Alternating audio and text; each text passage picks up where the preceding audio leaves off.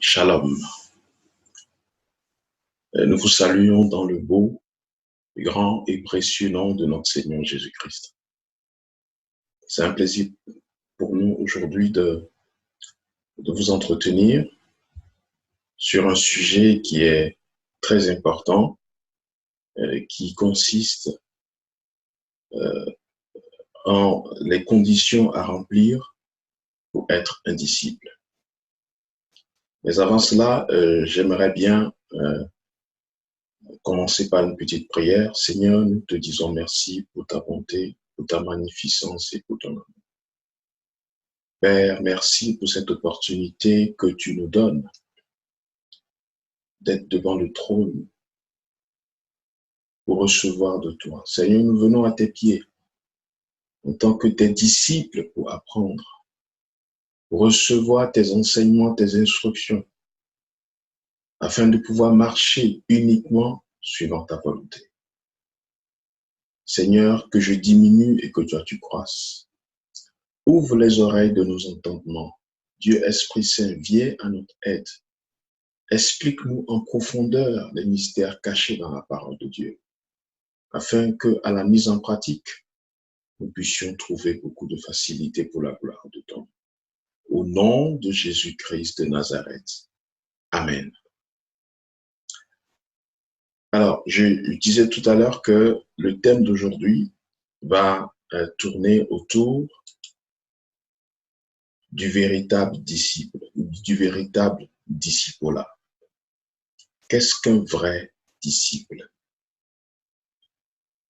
Nous savons que le christianisme authentique, être un véritable croyant, cela consiste à s'en remettre entièrement et en toute chose à notre Seigneur Jésus-Christ.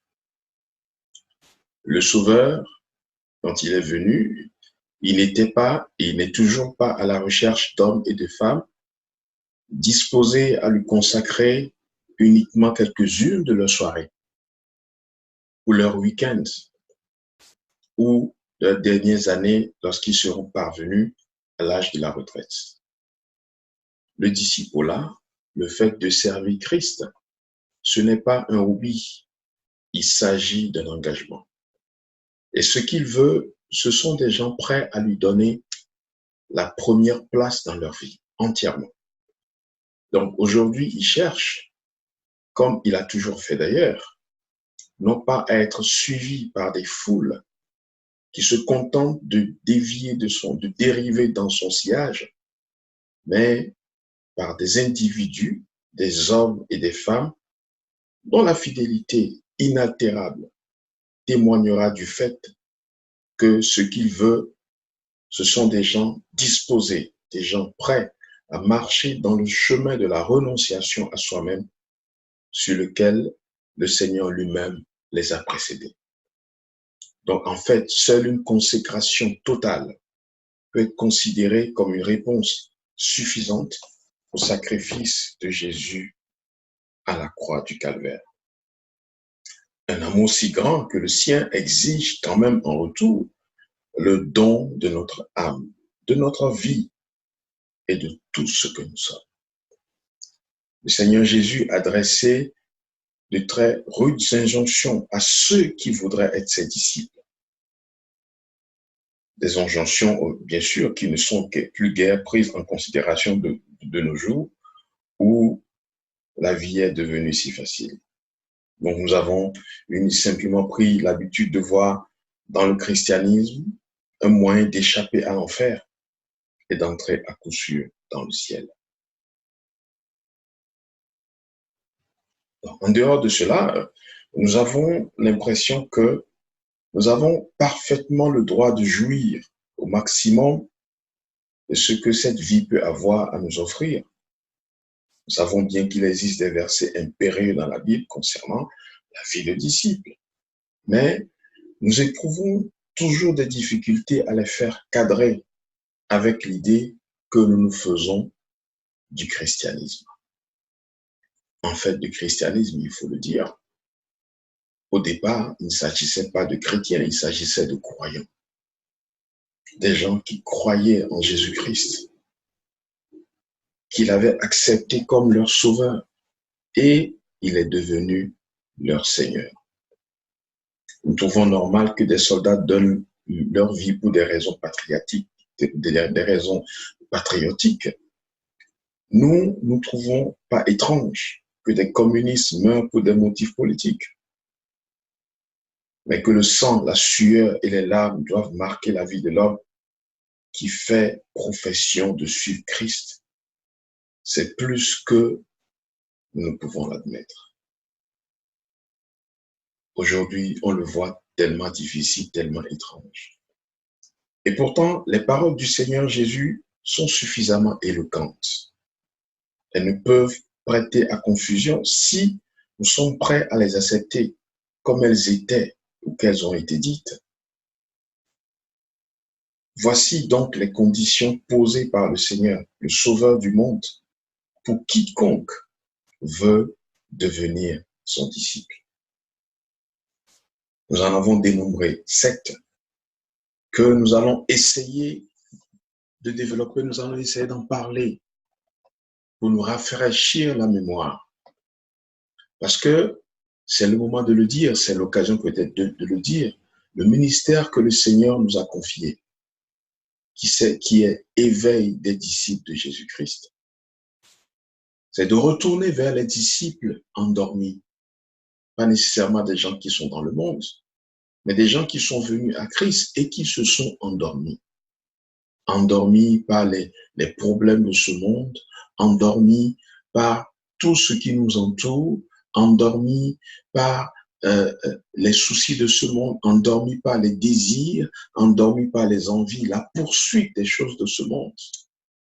Le Seigneur nous a envoyés vers ceux-là, vers ses frères qui se sont désintéressés de Dieu, du disciple-là, pour les réveiller. Pourquoi? Parce que le Seigneur est prêt à revenir.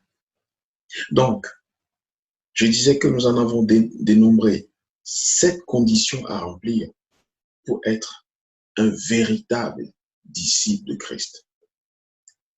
Aimer Jésus-Christ par-dessus tout, renoncer à soi-même, choisir délibérément la croix, passer sa vie à suivre Christ, aimer ardemment tout ce qui appartient à Christ, persévérer sans défaillance dans sa parole, et renoncer à tout pour le suivre. Amen. Alors, sans plus tarder, nous allons essayer d'entrer dans le vif du sujet. En premier lieu, la première condition, c'est d'aimer le Seigneur Jésus-Christ par-dessus tout. Nous avons vu dans Luc 14, verset 26, cette condition qu'il a posée. Il a dit que si quelqu'un vient à moi et s'il ne hait pas son père, sa mère, ses enfants, ses frères, ses sœurs et même sa propre vie, il ne peut être mon disciple.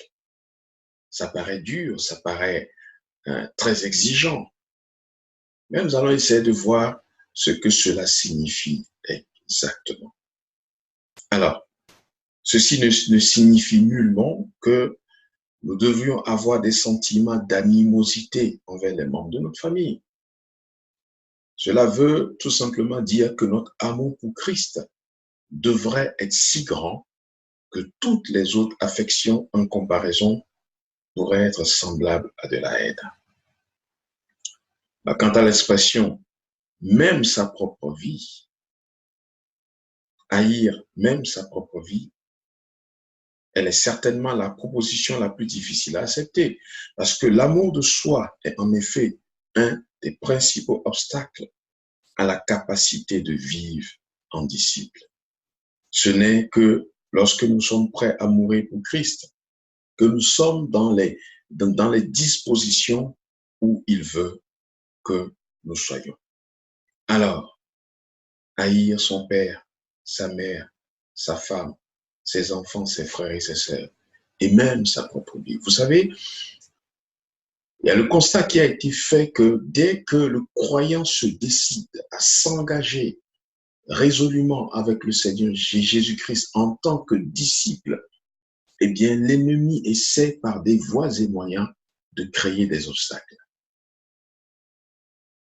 C'est le conjoint qui veut beaucoup plus d'attention, ou alors ce sont les enfants qui euh, ont des petits problèmes, qui ont besoin d'attention. Tout cela dans le but de distraire le croyant, de servir Jésus-Christ de manière extrêmement engagée. Et aujourd'hui, nous devons être assez vigilants pour déjouer, pour déceler ces pièges de l'ennemi afin de pouvoir lui résister tout en restant soumis au Seigneur. C'est ce que la Bible dit, de résister au diable et il s'enfuira loin de nous.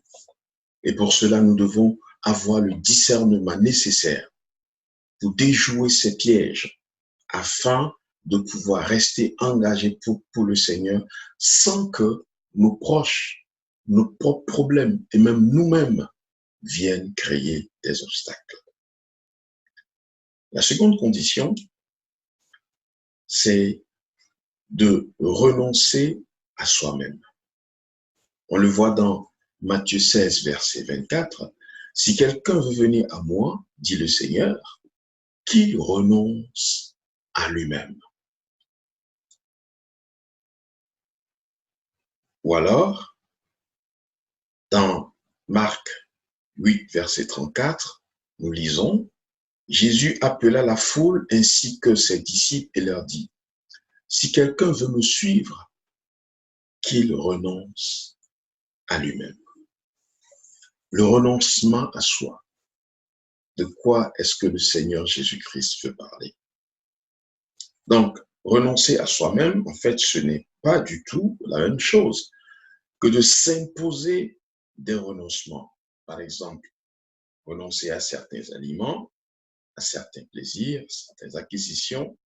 Renoncer à moi-même signifie me soumettre si complètement à la seigneurie de Christ que le moi n'a plus aucun droit ni aucune autorité. Cela signifie que le moi accepte de descendre de son trône. Amen. Il s'agit de crucifier l'ego, le moi. On se rappelle des paroles de l'apôtre Paul dans Galates 2, verset 20, quand il dit « J'ai été crucifié avec Christ. Et si je vis, ce n'est plus moi qui vis, mais c'est Christ qui vit en moi. » Cela signifie que le moi, les désirs personnels, tout ce qui est, tout ce qui converge à satisfaire le moi est abandonné, est banni. On lui résiste. On ne veut plus faire quoi que ce soit qui va être en l'encontre de la volonté de Christ. On ne veut plus faire quoi que ce soit qui va être un obstacle à notre adoration ou à notre service de Christ.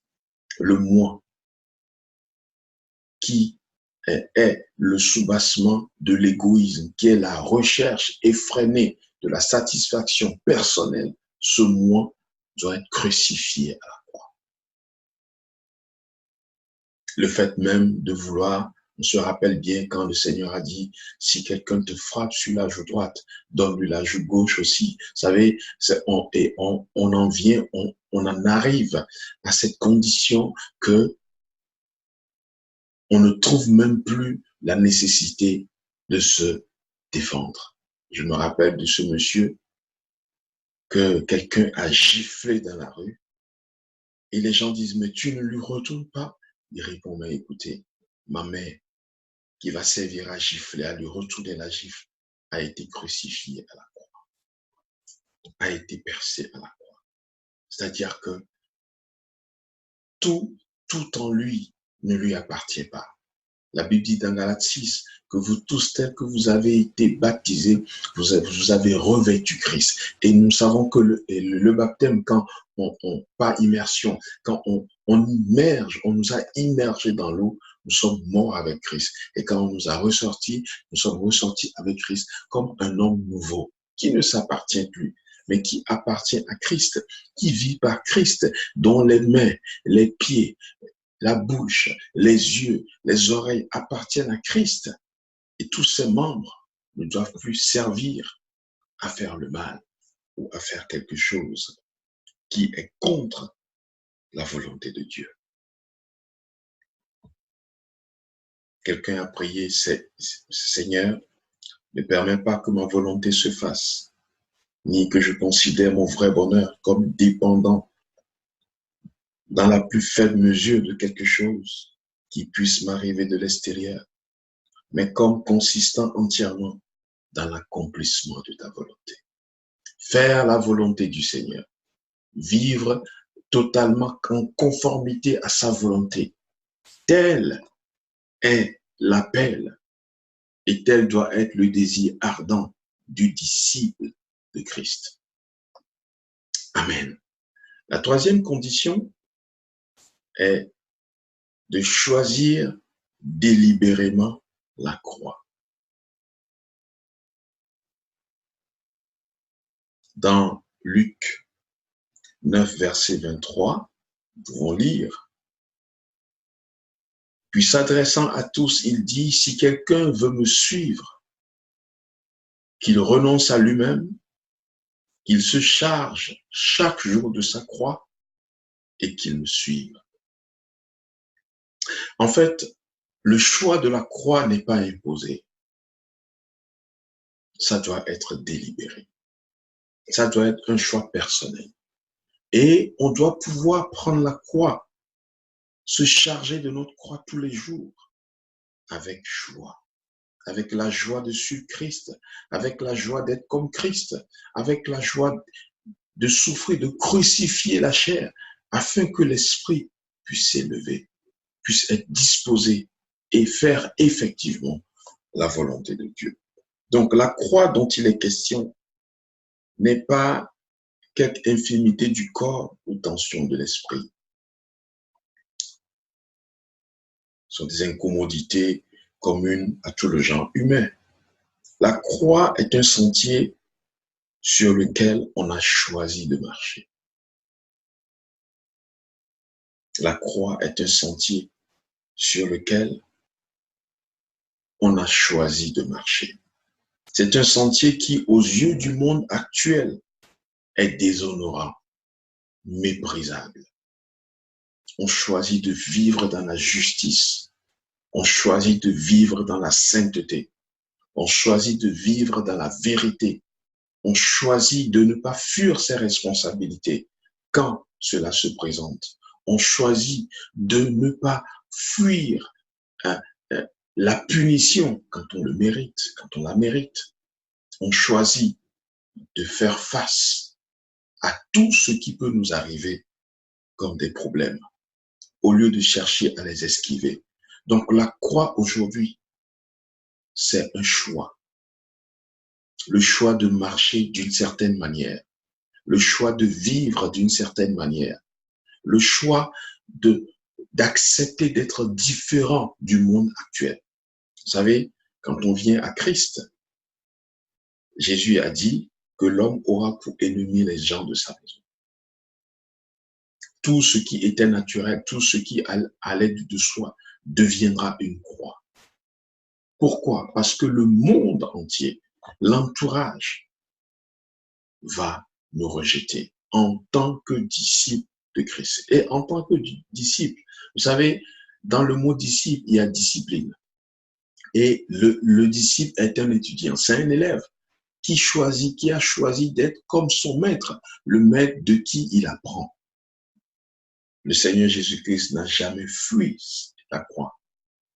Il n'a jamais fui ses responsabilités. Il n'a jamais rejeté quoi que ce soit. Il s'est toujours chargé des problèmes des autres. Il s'est toujours chargé des soucis des autres, de notre souci. Mieux encore, à la croix, qu'est-ce qui lui est arrivé au point qu'il dise, « Père, pourquoi m'as-tu abandonné ?» En ce moment-là, il s'était chargé du péché du monde entier, des gens qui ne le méritaient même pas.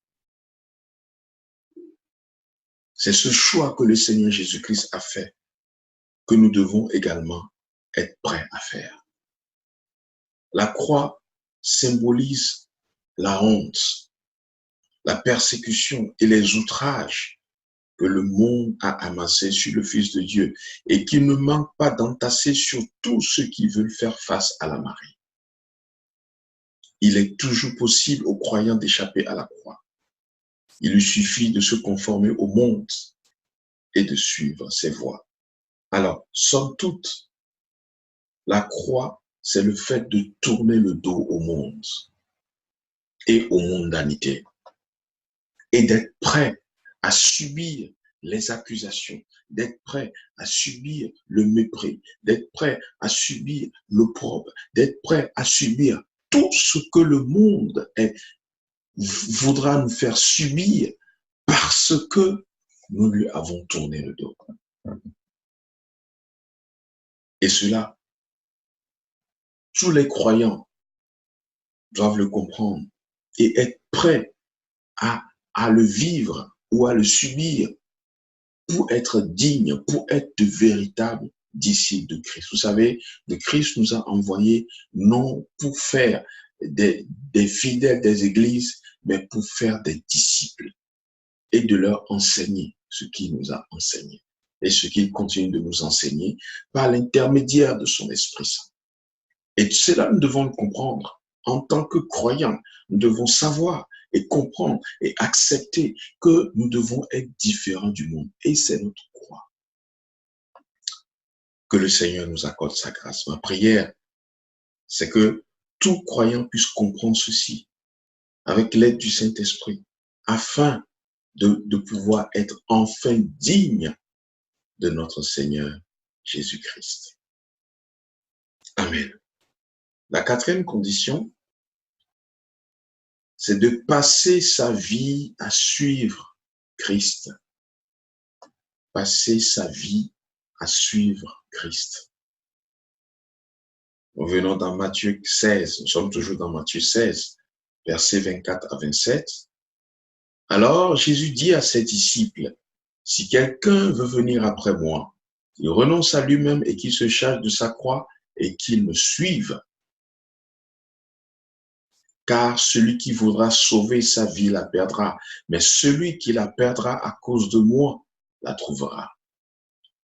Et que servirait-il à un homme de gagner tout le monde s'il perdait son âme, ou que donnerait un homme en échange de son âme?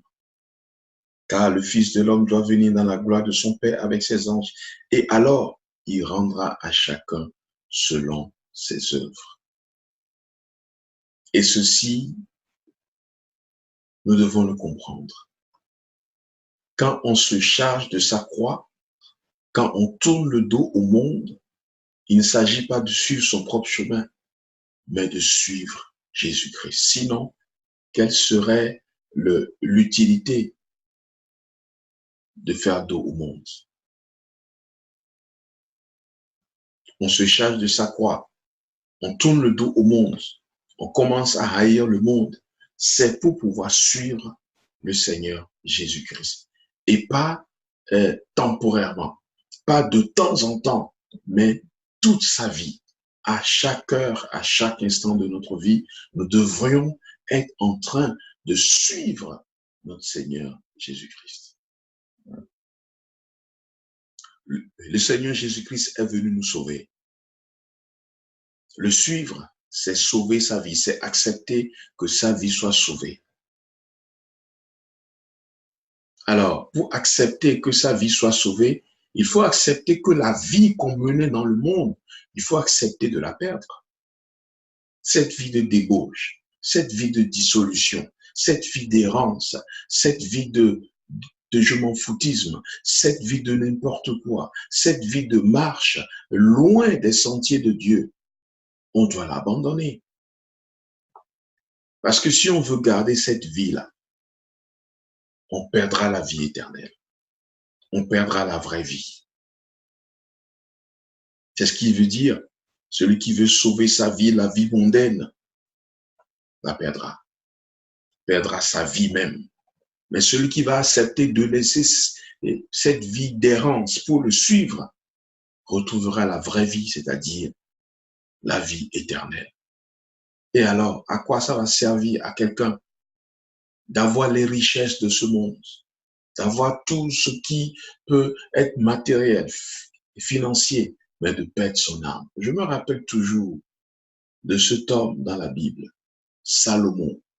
Quelle richesse n'a-t-il pas eu? Quel genre de femme ou de concubine n'a-t-il pas eu? Il en a eu 1000. Mais un jour, il a regardé toutes ces choses et il a dit, vanité. Voilà l'homme à qui Dieu a donné une sagesse profonde, une sagesse excellente. Il a regardé tout cela, il a dit, vanité des vanités, tout est vanité. Cela ne sert de rien de poursuivre tous ces biens matériels, de poursuivre toutes ces choses qui se trouvent dans le monde et de perdre son âme. L'ennemi est là pour tendre le piège. Vous savez, il a osé s'approcher de notre Seigneur Jésus-Christ lui-même. La créature s'est approchée du Créateur pour lui demander de s'il se prosterne devant lui, eh bien, il lui donnera tout ce que lui-même a créé. Il lui donnera sa création. C'est ce que l'ennemi fait tous les jours. Dieu a tout créé et il a créé l'homme à son image pour dominer sur tout cela. Mais l'ennemi vient nous proposer de nous donner ce que Dieu nous a déjà donné si nous nous prosternons devant lui, si nous le servons lui. Et c'est ce que nous faisions jusqu'à ce qu'un jour, cette grâce nous est parvenue de rencontrer Christ. Et la Bible dit, il a tant aimé le monde, Dieu a tant aimé le monde qu'il a donné son Fils unique, afin que quiconque croit en lui ne périsse point, mais qu'il ait la vie éternelle. C'est cette opportunité qui nous est offerte de suivre Christ. Amen. Alors, pour comprendre mieux ce que cela signifie, de se charger de sa croix et de suivre Christ, il suffit de se poser la question, qu'est-ce qui a caractérisé la vie du Seigneur Jésus-Christ? Ce fut, eh bien, en réponse, ce fut une vie d'obéissance totale à la volonté de Dieu. Il s'est humilié jusqu'à la croix.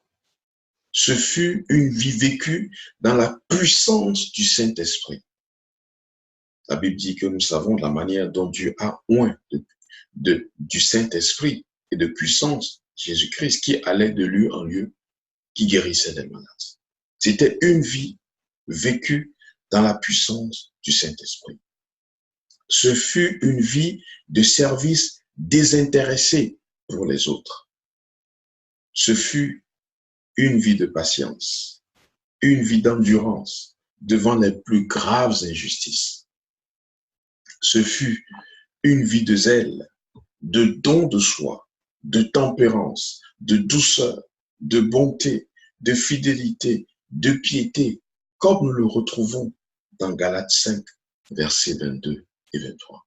C'était une vie passée en portant le fruit de l'esprit.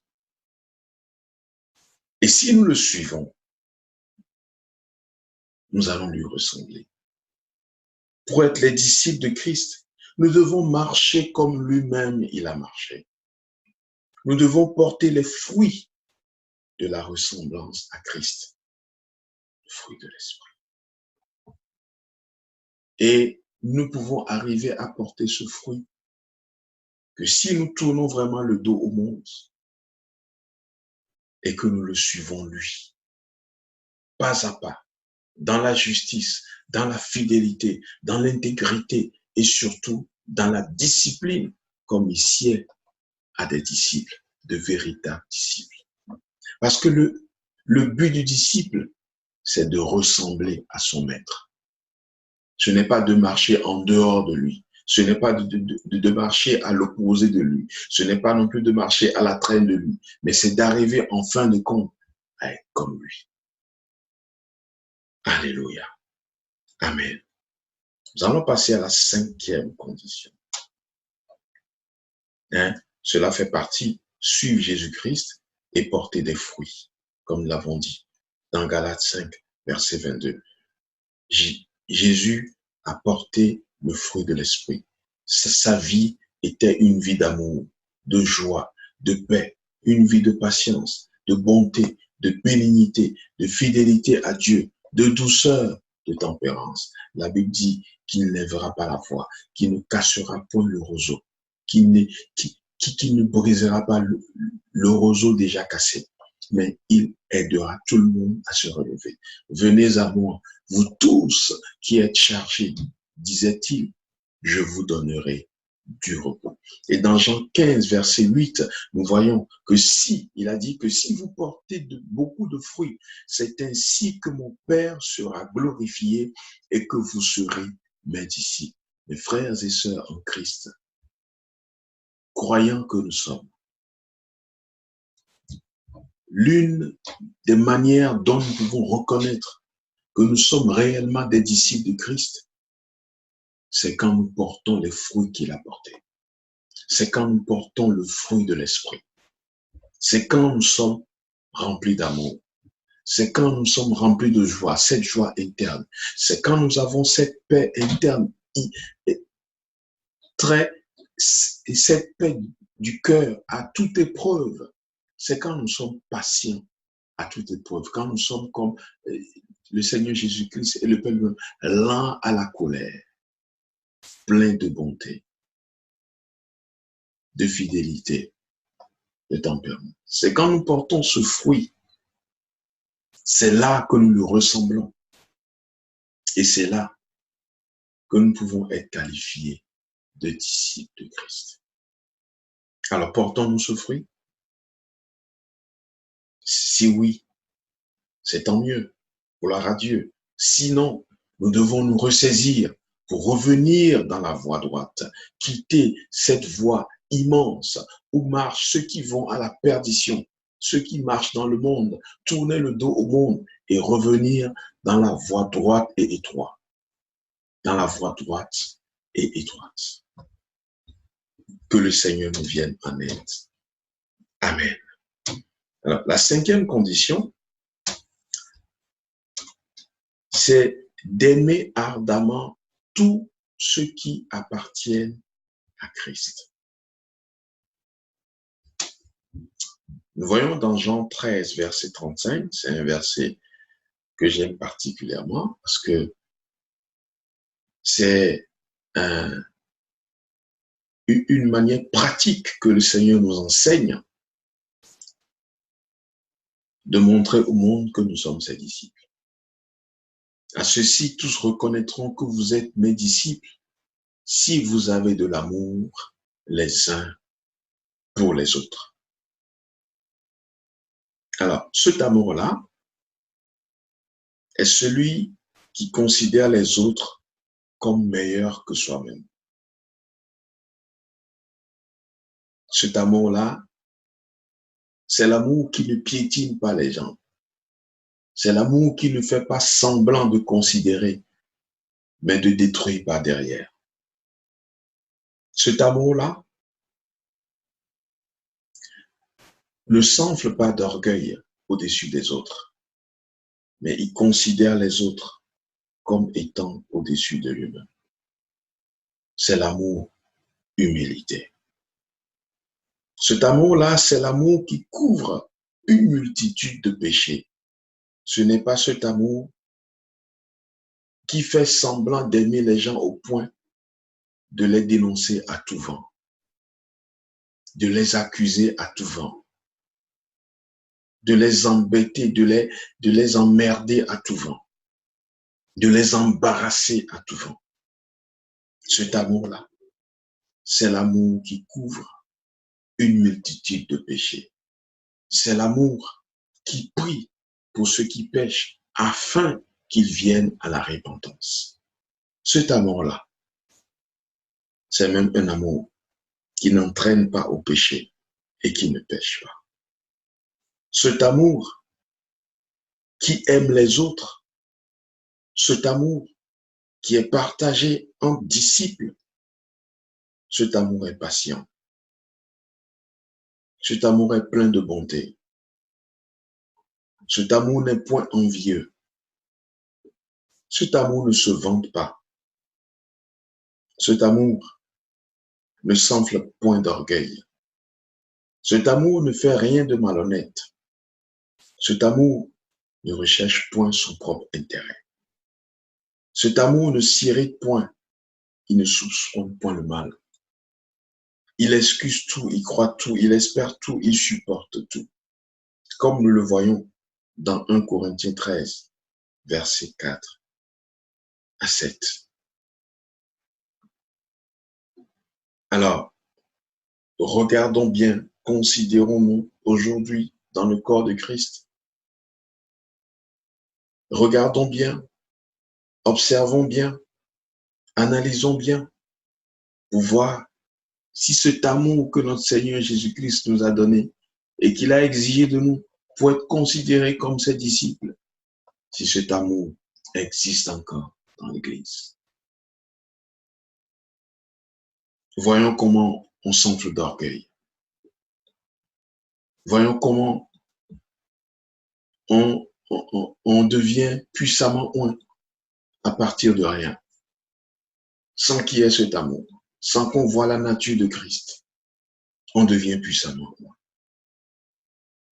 Voyez comment on dénigre les autres, on se dénigre les uns les autres, soi-disant qu'on connaît mieux que les autres, qu'on connaît mieux la Bible que les autres, soi-disant qu'on est plus saint que les autres. On n'excuse plus rien. L'honnêteté est devenue un luxe dans le corps de Christ. L'altruisme, c'est-à-dire la recherche de l'intérêt des autres, est devenue une denrée extrêmement rare. La poursuite effrénée des intérêts personnels, alimentée par cet évangile de prospérité bon marché, qui fait que le monde est venu s'installer dans l'Église, dans le corps de Christ. Les croyants qui sont censés se désintéresser de toutes ces choses matérielles et poursuivre Jésus-Christ, aujourd'hui sont à la poursuite effrénée des biens matériels. Bien sûr, on a besoin de bonnes choses sur cette terre pour vivre convenablement. Mais ce que nous disons, c'est que nous ne devons pas avoir le cœur accroché à ce genre de choses. Nous ne devons pas avoir le cœur attaché à ce genre de choses. L'argent ne devrait pas être notre maître, mais doit rester notre serviteur. Voilà de quoi il s'agit. Alors, sans cet amour de 1 Corinthiens 13, versets 4 à 7, la vie du disciple ne serait qu'une ascèse rigide et froide. Parce qu'il ne s'agit pas de se mettre à appliquer des lois mécaniquement, mais il s'agit d'aimer. Il s'agit d'enseigner la bonne voie dans l'amour, dans l'altruisme, dans la recherche, non point de ses intérêts personnels uniquement, mais aussi de l'intérêt des autres. Et surtout, de regarder les autres comme étant au-dessus de nous. Que le Seigneur nous aide à vivre cet amour qui excuse tout, qui croit tout, qui espère tout et qui supporte tout. Amen. La 6e condition, c'est de persévérer sans défaillance dans la parole de Dieu. Aujourd'hui, les croyants, les croyants, mes contemporains, on n'a pas connu Christ physiquement, personnellement. Mais c'est par la parole qui a été laissée. Lui-même étant la parole, c'est par cela que nous l'avons connu. Et c'est par cela que nous croyons en lui. Et si un jour, nous nous écartons de cette parole, des saintes écritures, eh bien, nous allons perdre sa trace. Dans Jean 8, verset 31, et c'est lui-même qui le dit, il dit aux Juifs qui avaient cru en lui, si vous demeurez dans ma parole, vous êtes vraiment mes disciples. Alors, un disciple je le disais tantôt, c'est celui qui a un maître et qui suit les enseignements de ce maître. Les enseignements de notre maître Jésus, c'est sa parole. Lui-même étant la parole.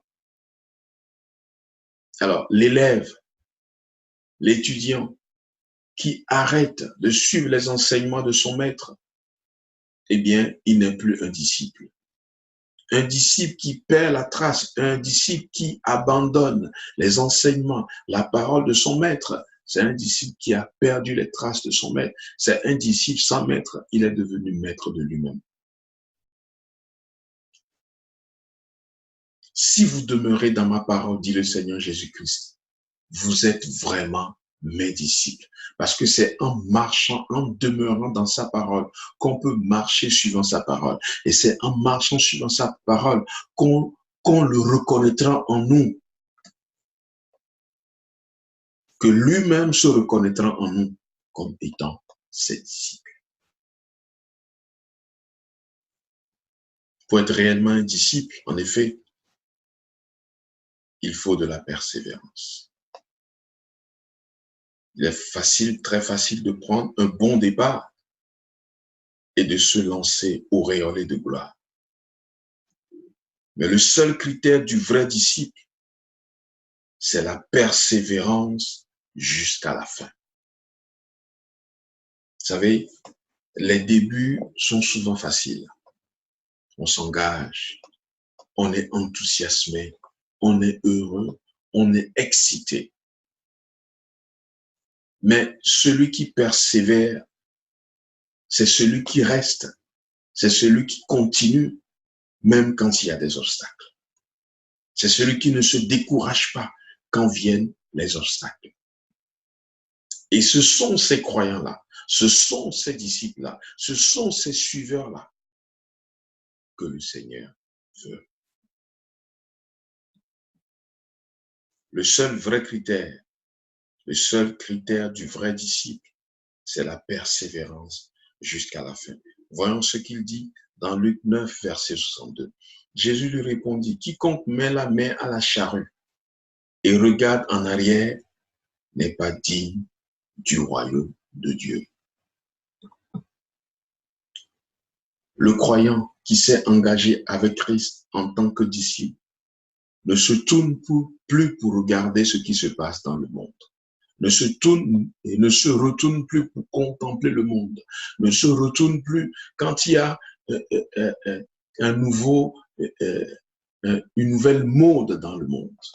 Il se désintéresse de toutes ces choses que le monde peut lui proposer pour persévérer dans la poursuite de Christ en choisissant délibérément la croix. Marcher dans la voie droite et étroite, sans plus jamais considérer la vie qu'il menait avant.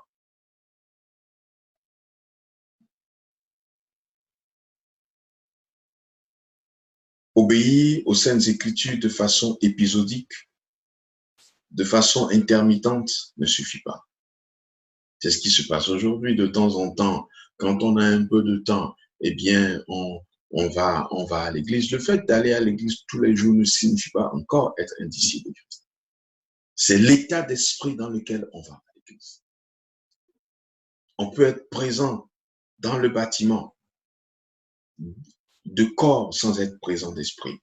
Le Seigneur sait, le Seigneur Jésus-Christ sait ceux qui viennent le visiter à l'église et ceux qui viennent en tant que touristes et ceux qui viennent pour faire plaisir au pasteur et ceux qui viennent parce qu'il y a un intérêt là-bas et ceux qui viennent parce qu'il y a une sœur qui sont en train de poursuivre ou bien il y a un frère qui veut et par qui on veut se faire remarquer. Le Seigneur Jésus-Christ sait ceux qui viennent pour lui.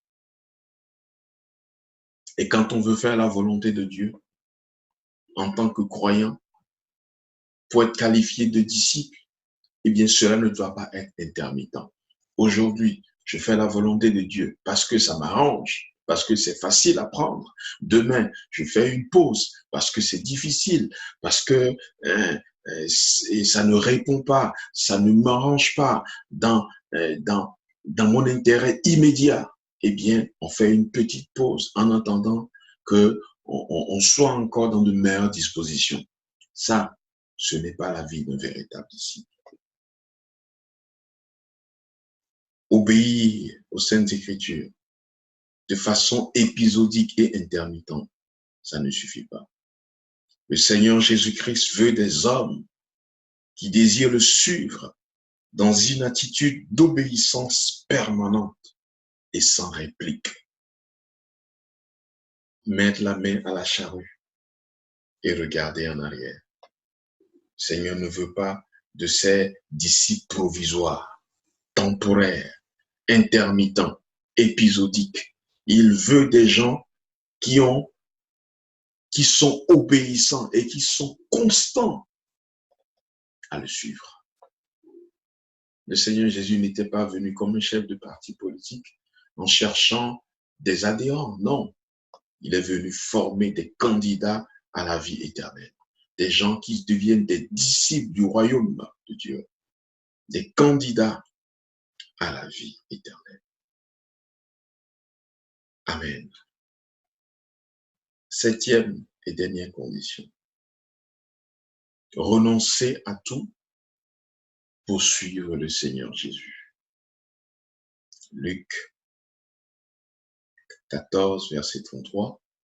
Ainsi donc, quiconque d'entre vous ne renonce pas à tout ce qu'il possède ne peut être mon disciple. Amen. C'est peut-être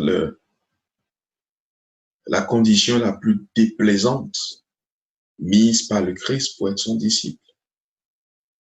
Il se pourrait même que ce soit le verset le plus décrié de toute la Bible. Renoncer à tout ce qu'on possède pour suivre Jésus.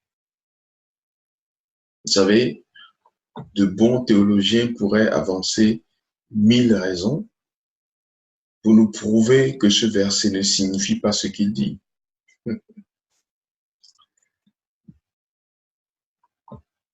Que signifie renoncer à tout?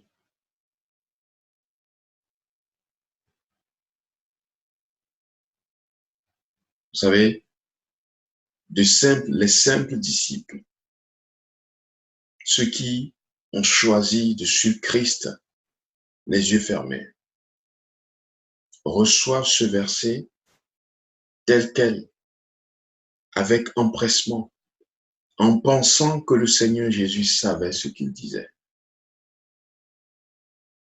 Alors, en fait, comme je voulais dire, que signifie renoncer à tout?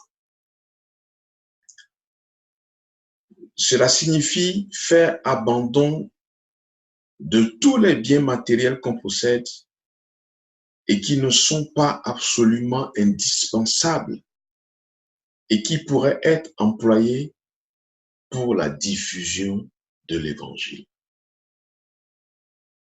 Tous les biens qu'on possède et qui ne sont pas indispensables et qui peuvent être vendus, qui peuvent être échangés contre des moyens pour contribuer à une plus large diffusion de l'Évangile. Mes frères et sœurs dans le Seigneur, avons-nous fini d'évangéliser le monde entier? Avons-nous mis des moyens à la disposition pour envoyer l'Évangile dans les hameaux, dans les villages, les contrées les plus reculées? Est-ce que nous sommes absolument sûrs que nous avons fini de faire tout le travail que le Seigneur nous a confié, aller de par le monde et faites de toutes les nations mes disciples et enseignez-leur tout ce que je vous ai enseigné? Est-ce que nous sommes sûrs que nous avons fait de la terre entière, de tous les habitants de la terre entière, des disciples avant de commencer à acheter les Rolls-Royce et les jets privés? Est-ce que nous avons réellement besoin de beaucoup de choses que nous amassons de beaucoup de biens matériels, de belles voitures, des voitures, des jets privés que nous amassons aujourd'hui, est-ce que nous sommes sûrs que nous en avons besoin plus que d'utiliser ces moyens pour aller dans les coins les plus reculés, pour annoncer l'évangile de notre Seigneur Jésus-Christ, afin que des âmes soient sauvées? Nous avons été appelés à gagner des âmes, pas à gagner des voitures de luxe ou des avions. Nous devons nous poser la question de savoir si la course-poursuite effrénée des biens matériels de ce monde ne nous a pas déviés de la voie que le Seigneur a tracée pour nous en tant que ses disciples. Est-ce que nous avons fini d'accomplir la mission avant de chercher à nous récompenser nous-mêmes avec les biens matériels rutilants de ce monde?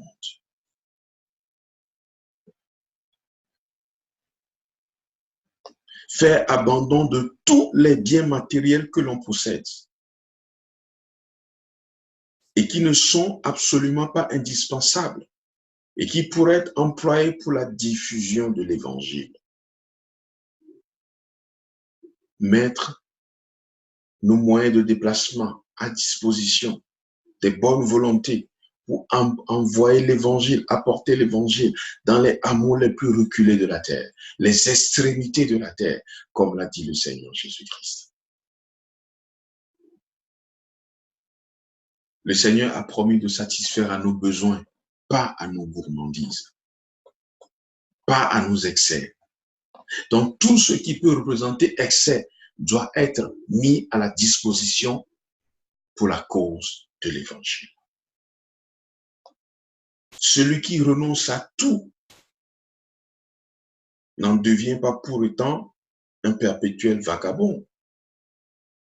Il travaille pour pouvoir aux besoins de sa famille et aux siens propres.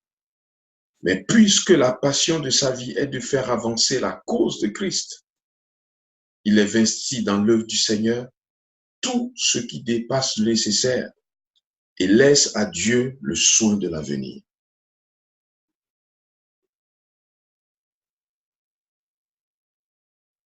En cherchant d'abord le royaume de Dieu et sa justice, il croit qu'il ne manquera jamais ni de la nourriture, ni du vêtement. Ça, c'est le vrai disciple de Christ. Donc, le vrai disciple de Christ ne peut en conscience retenir de quoi constituer une épargne quand des âmes périssent, faute de connaître l'Évangile. Quand on investit dans l'Évangile, quand on investit pour aider les autres, eh bien, on se constitue des trésors au ciel, au lieu de les amasser à la banque, ou un jour, de soi-disant épargner, un jour la banque dira qu'il a fait faillite. Et c'est ça, la teigne et les rapaces s'en sont appropriés, l'ont consumé.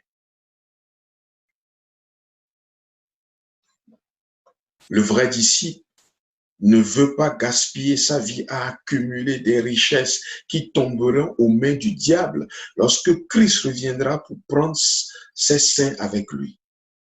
Voilà la question que je me pose. Tous ceux qui, avec l'habit, l'onction, ou bien le titre de serviteur de Dieu aujourd'hui, et qui amassent tous ces biens, qui construisent des maisons, qui achètent des centaines de voitures de luxe, des jets privés, eh bien, quand Christ reviendra les prendre, tout cela va tomber aux mains de qui? Du diable. Alors, la question se pose de savoir, est-ce que cela s'apprête réellement à être enlevé ou bien il s'apprête à gouverner avec le diable après que Christ viendra chercher les siens? Le vrai croyant, le vrai disciple veut obéir aux injonctions du Seigneur contre le danger d'amasser des trésors sur la terre. En renonçant à tout, il offre ce que de toute manière, il ne pourrait pas conserver et qu'il a cessé d'aimer les excès. Voici 7 conditions à remplir pour être un vrai disciple de Christ. Ce sont des conditions claires et sans équivoque. Ce sont des conditions sans appel. Ce sont des conditions indiscutables. Et quiconque veut être un véritable disciple de Christ doit s'y soumettre. Parce que ce sont des conditions que le Seigneur lui-même a portées. Et comme l'a dit Christ, on se souvient bien de Christ, mont des Oliviers, quand il était tenté de demander que cette coupe passe sans qu'il la boive, il s'est ressaisi en disant, non pas ma volonté, Père, mais que ta volonté soit faite. Je prie que chaque croyant se ressaisisse, que chaque disciple de Christ qui s'est endormi, qui s'est écarté du droit chemin, se ressaisisse afin de pouvoir reprendre la vie de disciple à laquelle le Seigneur l'a destiné, dans un renoncement total à tout ce qui peut constituer un frein, à tout ce qui peut constituer un blocage, à tout ce qui peut constituer un obstacle. Voilà le message que nous voulions partager avec vous aujourd'hui. Prions. Seigneur, nous te disons merci parce que tu as été avec nous. Dieu Esprit Saint, nous te disons merci parce que tu nous as conduits, tu nous as enseignés, tu nous as montré la voie, tu nous as expliqué les choses. Dieu Esprit Saint, merci. À présent, nous demandons humblement, Dieu Esprit Saint, que tu nous aides